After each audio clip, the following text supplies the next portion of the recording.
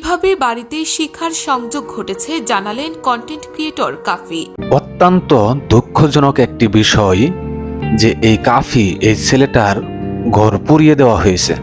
এটি কোনো দুর্ঘটনা নয়, এটা দুর্ঘটনা আপনারা অনেকেই মনে করতে পারেন, কিন্তু এটি দুর্ঘটনা নয়। এটা কোনো জিদ করে তার বাড়িটা পুড়িয়ে দেওয়া হয়েছে, কোনো শত্রুমি করে তার বাড়িটা পুড়িয়ে দেওয়া হয়েছে।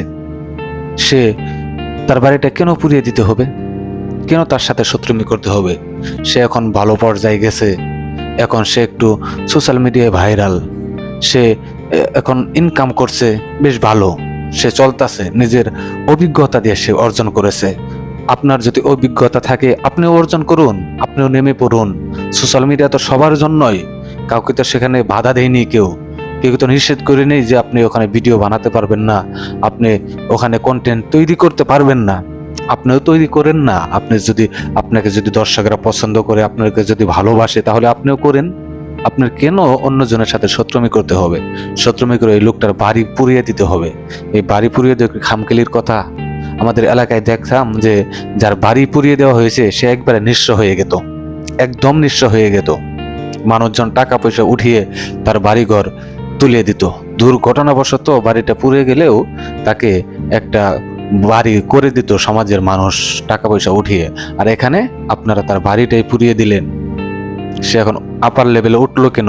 এটাই মূল তার অপরাধ, এছাড়া তার কোনো অপরাধ নয়। ছেলেটা একটি বই লিখেছে, বেশ ভালো বই লিখছে, যে কেউ বই লিখতে পারবে। আপনার যদি লেখার ক্রিয়েটিভিটি থাকে, আপনার ভিতরে অভিজ্ঞতা থাকে, আপনি যে কোনো কিছু লিখে প্রকাশ করতে পারেন। সে প্রকাশ করেছে, তো সেখান থেকেও একটা অর্থ ইনকাম করতেছে, সে এখন ভালোভাবে চলতেছে, এটাই তার অপরাধ। সে কোয়েল নিয়ে ভিডিও বানিয়েছে এক সময়, কুত্তা নিয়ে কোয়েল নিয়ে।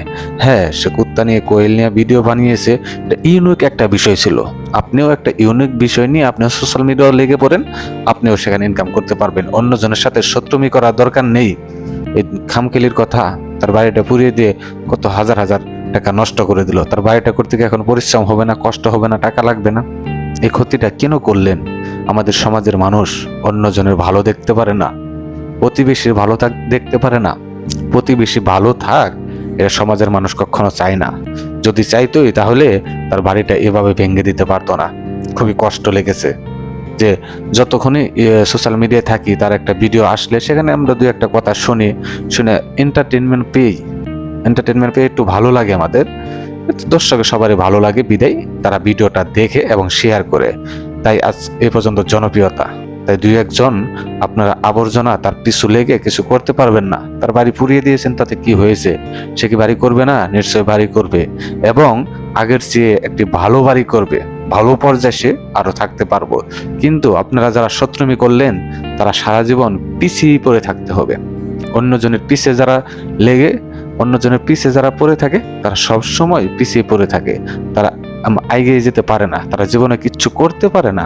আপনারাও যারা তার এত বড় সর্বনাশটা করেছেন, আপনারাও সারা জীবন পিছিয়ে পড়ে থাকবেন, কিচ্ছু করতে পারবেন না, এটা গ্যারেন্টি।